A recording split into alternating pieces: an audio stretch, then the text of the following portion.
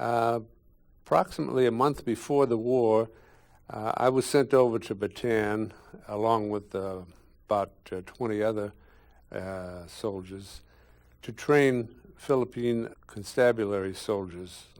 These were actually draftees that were pulled off the street because there was such a shortage of soldiers on the front line. Unfortunately, most of the ammunition that we had was all World War I. And we had a tremendous amount of problem with this ammunition because at least 1 out of 4 bullets was a dud, and at least 1 out of every 3 hand grenades was a dud. So for every hand grenade you threw, you had to throw at least 3 more to make sure that you had an effect on the enemy. And this was pretty dangerous because you don't have much time to duck when you throw a hand grenade. I was on Bataan for approximately 3 weeks when General King ordered the surrender of Bataan.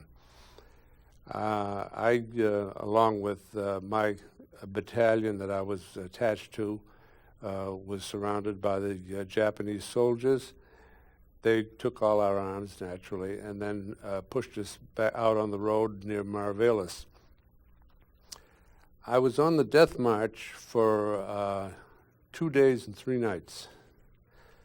And during that period of time, I saw hundreds of Filipinos and Americans shot, bayoneted, their heads cut off with swords by the officers for the slightest infraction.